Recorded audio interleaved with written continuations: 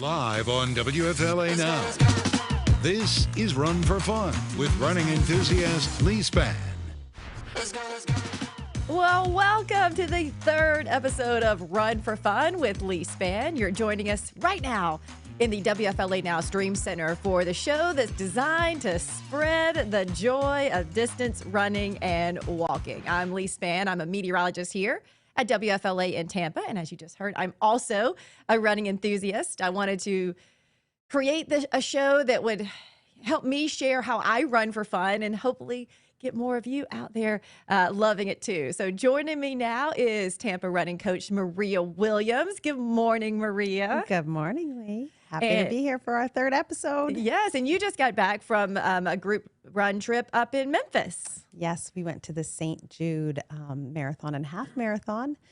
They raised $12.5 million for St. Jude Children's Hospital, which was really neat to be a part of. And we were talking about the weather, so we'll talk a little bit more about that. But today's episode is, I'm just going to be completely honest. I thought we should wait a little later into a later episode to talk about the benefits of running slower, but Coach is always right. I don't know about always, but I try to be. And she basically, why would we wanted to keep people from starting bad habits and then helping the people to break bad habits that they may already have as soon as possible. So Coach is right. We should talk about the benefits of running slower. And one of the things I called it is you go run to go slow to go long. And I meant long in life. That if you run hard every day for the rest, you will burn out. Mm-hmm. And this will keep you from helping you find the joy in running for a lot longer. Absolutely true. Most people, they've done a lot of research that most people, when they start doing any activity, not just running, they go into the gym, they do this medium pace or what they call black hole pace or gray zone, some coaches call it.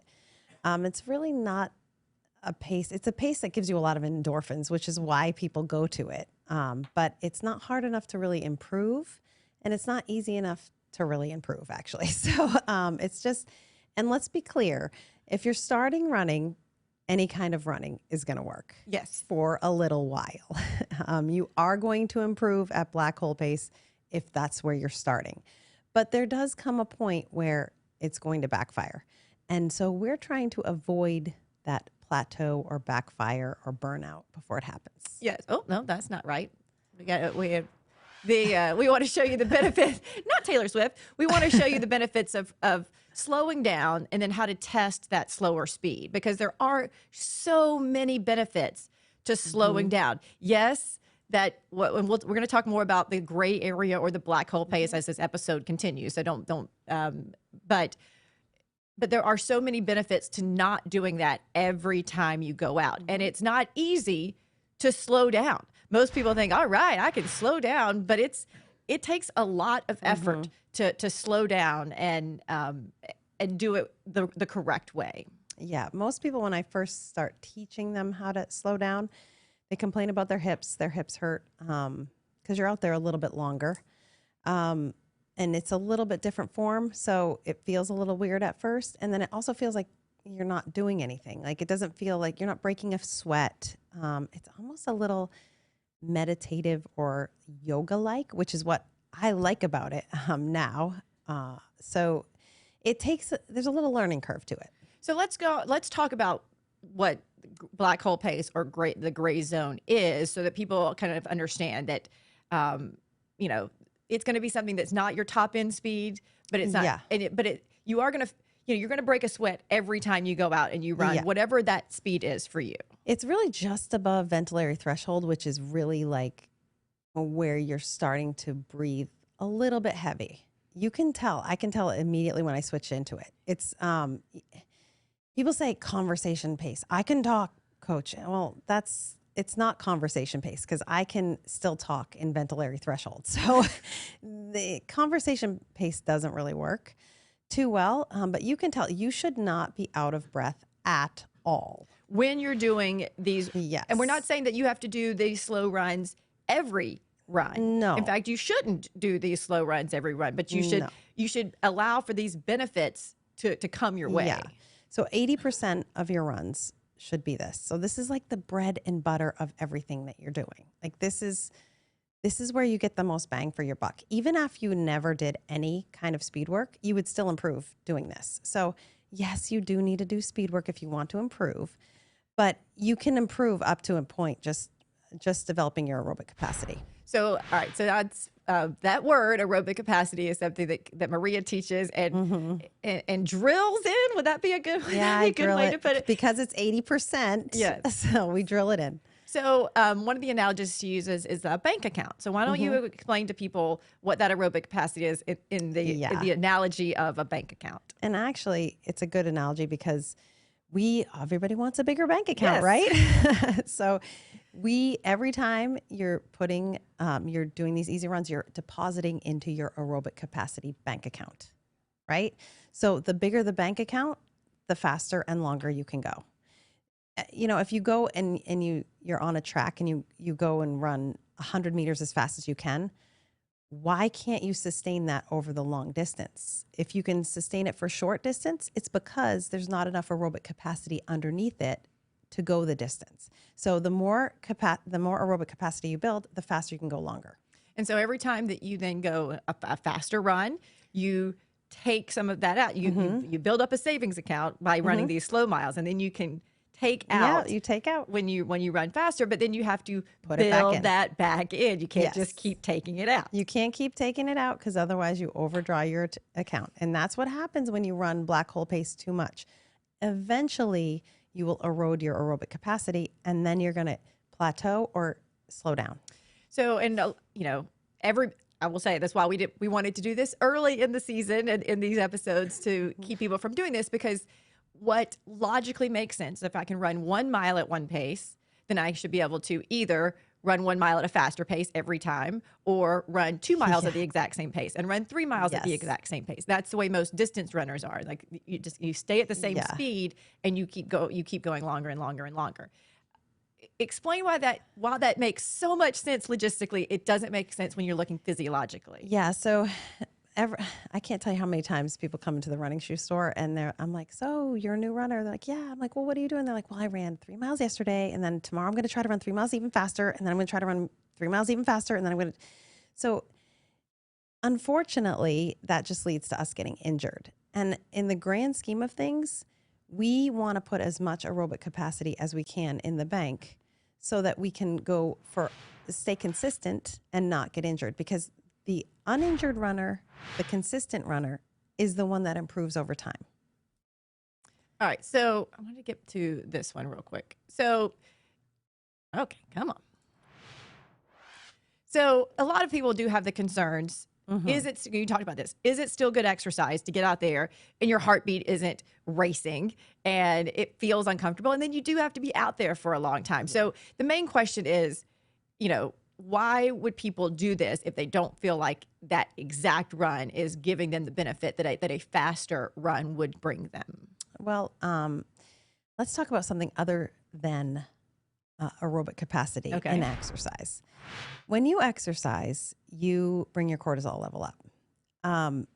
Unfortunately, in this fast-paced society that we have, cortisol kind of gets a bad rap because it's a stress hormone, and it creates a lot of problems if we have too much of it. It actually is a great hormone because it's what wakes you up in the morning. So we need cortisol, and we do want exercise to improve our cortisol levels. But if you work out too hard all the time, your cortisol level stays too high, and then we lose the benefits of exercise. So we don't want to do that.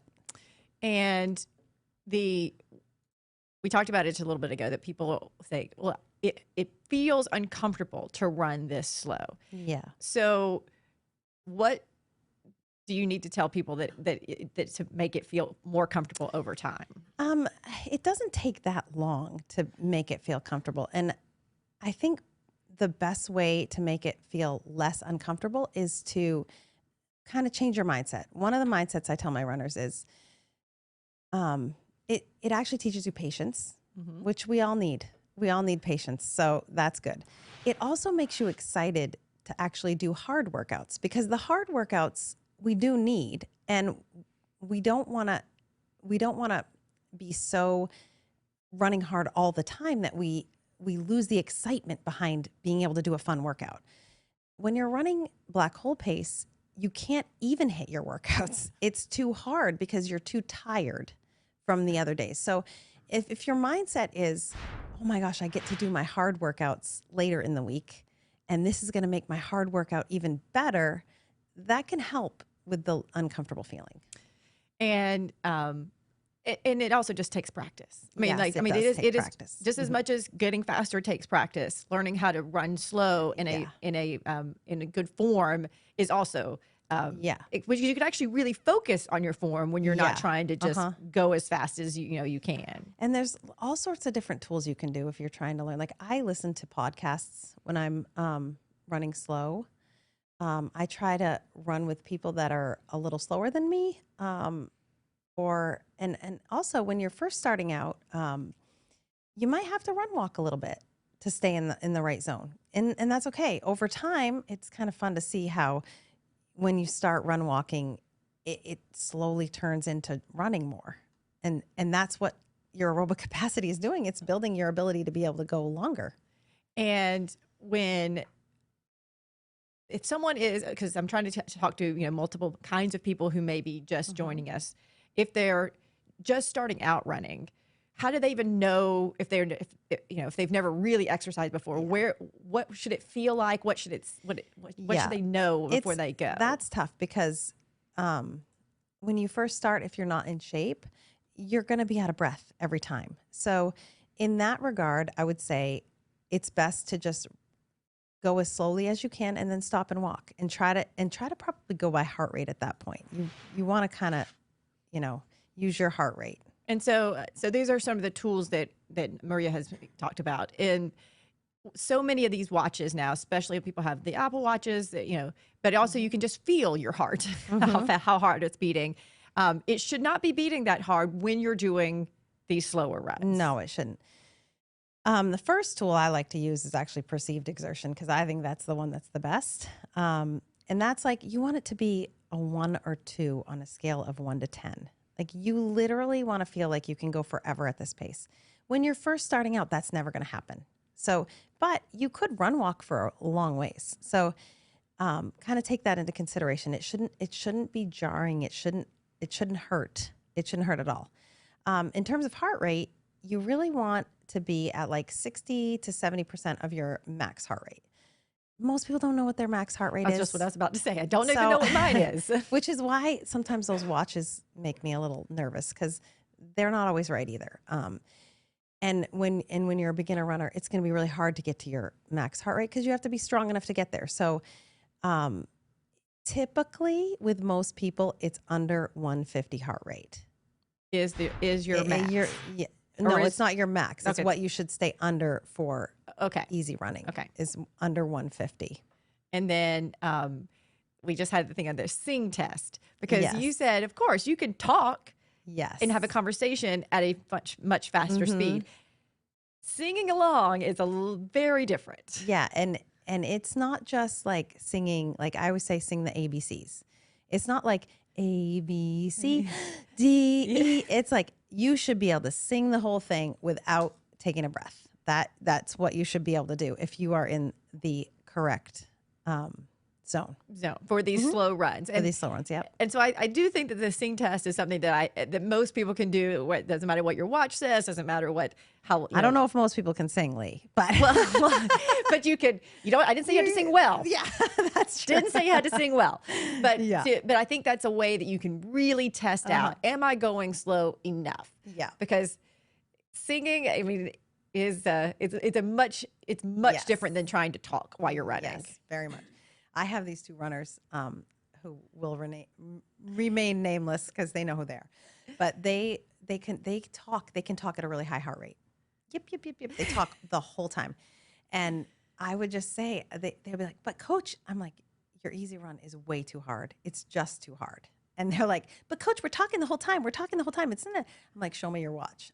They're like in zone 4 the entire run. So 5 is the highest. Yes. So you should be in like 1 or 2, not 4. Yeah.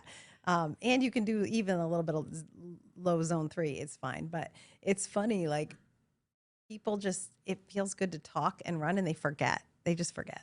But singing. Yeah. And Singing, you can't get away with. No. You just can't get away with. And then the last test is nose breathing. Because if you close your mouth and try to run and you're That's not really running hard. slow enough, It's really, really it's hard. going to be tough. Yeah. And it's really exhausting. Don't do it if you have a cold. It's not going to work out. But try to keep your mouth closed and breathe only through your nose the entire run. That's actually probably the best way to start running is to try to, and now I'm not saying you don't want to run every run like this. Right. That's not a thing. But it's a good way to test what you're doing. When you're running, and especially when you're running hard, you need to get in oxygen as any way you can get it in. So don't get stuck on the nose breathing. But it can really help you test to see if you're going slow enough. And so I want to transition a little bit more into what you were just saying is we are not saying that this needs to be the only thing you do.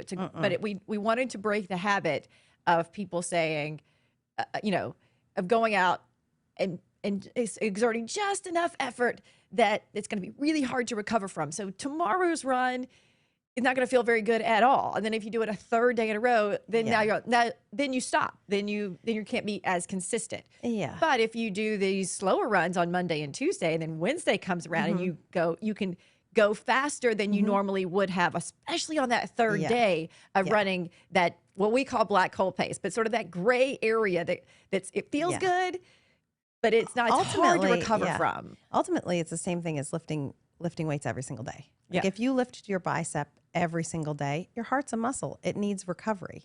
So if you're working it just a little bit too hard every day, it's just going to keep breaking down and breaking down. It doesn't have any time to recover. And that's why people have leg days and arm days. And because your muscles need an extra day to recover. Well, if you're a consistent runner, we run almost every day. So you can't, you don't take quite as many breaks, but so that means the break you give it are these wonderful slow runs. And it takes a long time to love them. I say it's wonderful because I have learned to love them, but that's a hard habit to break of saying, but I felt so good when I ran that fast mile. This can also feel good. It just takes a little time. The other benefit to it is you can do more miles. Yes. You can run more. And then if you think about it, you really should spend 80% of your time in easy run and then 20% hard. So if you run more, you can do more hard stuff too. So like most of the research they've done, they said recreational runners are doing like 50-50. Elites are doing 80-20. So, but when they run 130 miles a week, they can do a lot of speed work. Yes. But we're doing 50-50. We're breaking ourselves down too much. So it can make you able to run some more miles. And if you like to run, that's a big benefit. It is a big benefit. And Maria, coach, often gives us that reminder that while we will never compete with the elites, why wouldn't we train like that? Absolutely. Why do we feel like we can do so, like we can push ourselves so much more than they do? Yeah. Now, granted, they have the physiological way. Yes, they do. But let's train at least the way they do so that you're not, they don't break themselves down. They only pull out 100% during a race. Yeah, their job depends on it. They can't be injured. They can't be, I mean, of course, injuries happen anyway, but the goal is to not be injured. The goal is to be able to do it for a long time. And it's fun. Like once you've learned to easy run, it is so fun. If you can get out of your head and stay relaxed, it's very hard in this competitive society. So many people are like, well, I got to post up on Strava that I run really fast. I myself have a Strava account. I love to post my slow runs because I'm like, haha, I'm running slow. Nobody cares. Like really, truly, nobody cares what you're running. I mean, only you care. So just try to find that longevity in it. Like try to find that easy, comfortable pace. It really is meditative when you get it. And for the, well, I've talked to people before and said like, that when you can do those longer runs, when you can run more often, you're not so tired that you had to take off Wednesday and Thursday, then that overall cumulatively is more effective for if you're trying to burn calories or lose weight, you're able to get out more often without taking those 2 or 3 day break. So yes, you may not be burning and and putting that much effort into one run, but you can do so many more Yes. that overall cumulatively it is helpful. Yes, and actually that's a really good point, Lee. If you get back from your run and 20 minutes later you're tired, you ran too hard. You did. Like your body, in order for it to adapt, it needs to be the pace that is going to allow it to adapt and not overexert yourself. That's not going to help. That makes your cortisol too high. That makes you not lose weight. Actually, easy running, you're burning a higher percentage of fat. Yeah, So even though you're not burning the amount of calories you do when you're running faster, you're definitely going to burn more calories, but you're teaching your body to burn fat. That's what I was going to ask, because you given me that tip that it burns more fat. So I wanted you to talk a little bit about how that actually works. You're teaching your body to burn fat as opposed to just the calories of the day. Yeah. So this is kind of a controversial topic because this sent people into keto running, which is not my favorite thing. I'm never going to support keto running because running, it needs calories, it needs carbs. Our primary source of fuel is carbohydrates, but we do need to be able to be metabolically adaptive. We have to be. And so if you're running fast all the time, your body's only burning carbs, which, okay, great. If you're a recreational runner and you just want to burn carbs, fine, go for it. But if you're running easy pace, your body has to tap into those fat sources. So you're teaching your body to use both fat and carbs instead of just carbs alone. And people, it's so counterintuitive. I mean, this is why I wasn't sure I wanted to do this episode so early, is because it's hard to believe it. Yeah. But I've been working with the coach long enough that I have bought into this, and knowing that that's what the top end people in our sport that they all do, that you got to think, okay, me being out on Bayshore, I should probably do what they do as well. Yeah. And honestly, it's just, it feels good. Like once you get there, it just feels good. It feels better. You're not going to dread your workout. You're not going to, and if you're beginning and you're dreading the mileage, use minutes. Yeah. Just say, I'm going to go out, I'm going to try to run 10 minutes. And actually, we could do that this week. Try to run 10 minutes and use one of these tests. Well, when Maria schedules me to run minutes, especially for some of the extra slow runs, I mean, as a type A person, I need to have some sort of goal. So my goal is how little distance I can go in that time, because it's like, if I only have 40 minutes, I know I'm going to be out there for 40 minutes no matter what. So, but I need something to keep me going. And so I need to be like, last time I did 40 minutes, I made it all the way to that house. I'm going to make myself be able to turn around before I get to that house. I love that, Leigh, because that's how I think about it. But so many of my runners are like, I got to fit, if she gives me 40 minutes, I got to fit 4 miles into 40 minutes. I'm like, no, that's not the point. But I need a goal. So the goal is how little of a distance I can go in those. Everybody listen minutes. to Leigh. That's how you should do it. That's amazing. So, so definitely one of our, we would love if between this episode and next episode, if you did one or two runs that are just a little slower and see if you can serenade your neighbors with the ABCs. Yeah, try. Breathe through your nose. And then let us know on social media, if when then you went back to that black hole pace or the faster paces that you normally go, if it felt better, because it should. If you did one, be able to go a little faster too. Yeah. It should feel better. You should be able to actually go faster because you didn't break down your muscles 2 days before. You gave it the sing test. You breathed through your nose. You kept your heart rate low. And your muscles didn't fatigue themselves. Yeah, and you're not raising your cortisol too high. So, I can't wait to hear how it goes. I am so excited that we did this episode because I do think that people need to learn how to love running, and this is a way to do that early on. If you're not out there saying, okay, well, I'm tired today, you will learn to love it even faster. So a new coach was right when she told me that we need to do this episode early on in the season. Honestly, I cannot tell you, half of my runners have come to me from running black hole pace for years and years, and they're broken down. They can't sleep at night. Their hormones are all messed up. They're injured, and I have to go back and reteach them how to easy run. I can't tell you. And at that point, it takes 2 or 3 years to come back from it. So it's better to learn from the beginning how to do it the right way. So, so if you were a beginner, hey, congratulations. You are learning from the best right off the top.